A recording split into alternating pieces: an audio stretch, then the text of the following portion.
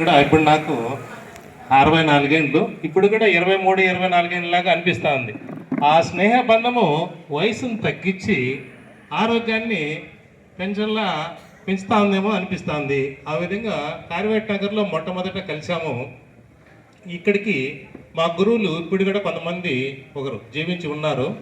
కాబట్టి ఆ స్నేహ బంధం ఎట్లా అనేది నలుగురికి తెలియాలా అనే ఉద్దేశంతో ఈరోజు ఒక శుభకార్యం ఏమిటంటే, మా 44 సంవత్సరాల్లో ఎప్పుడెప్పుడు ఎవరెవరు కలిశారు, ఎన్నెన్ని ఫంక్షన్ చేసినారు అన్నీ కూడా ఈరోజు యూట్యూబ్లో వీడియోలు రిలీజ్ చేశాం సార్. మీకు ఇంతవరకుగా చెప్పలేదు, మా మిత్రులకు కూడా కొంతమందికి చెప్పలేదు, ఇప్పుడు చెప్తా ఉన్నాను.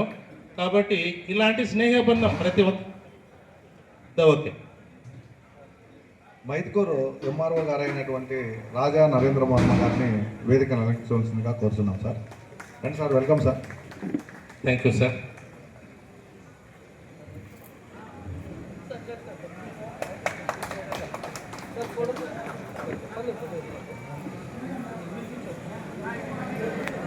విడిపోయిన తర్వాత అప్పుడు పోస్ట్ కార్డు సమాచారమే తప్పితే వేరేది లేదు. తర్వాత 30 సంవత్సరాల తర్వాత ఒకసారి కలిసాము, తర్వాత 40 సంవత్సరాల తర్వాత కలిసాము. తర్వాత రెగ్యులర్గా ఫోన్లో వెంకట సుబ్బయ్య గారు సారు మాట్లాడితే అన్నా బాగుండారా అంటారు. పెద్దోడు కావచ్చు, చిన్నోడు కావచ్చు. ఆ ఆప్యాయత, అనురాగము మీరందరూ చెప్తా అంటే నాకు కూడా చాలా సంతోషంగా ఉంది. చాలా థ్యాంక్ యూ సార్. నెక్స్ట్ మీ పాఠశాల, ఇది కళాశాల పాఠశాల అని వస్తుంది. ఈ నాడు నేడులో ఇంత బాగా వచ్చింది అంటే మొట్టమొదటి ఎక్కడ పుట్టిందంటే మా మదనపల్లెలో పుట్టింది. దానికి కారణం నేనే.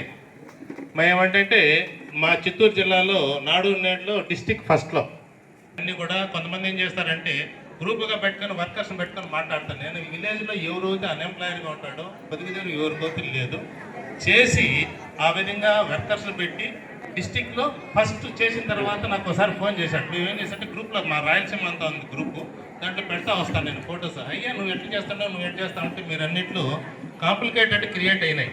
ఏమిటంటే డబ్బు తినేసినారనో ఎంత ఖర్చు పెట్టారని.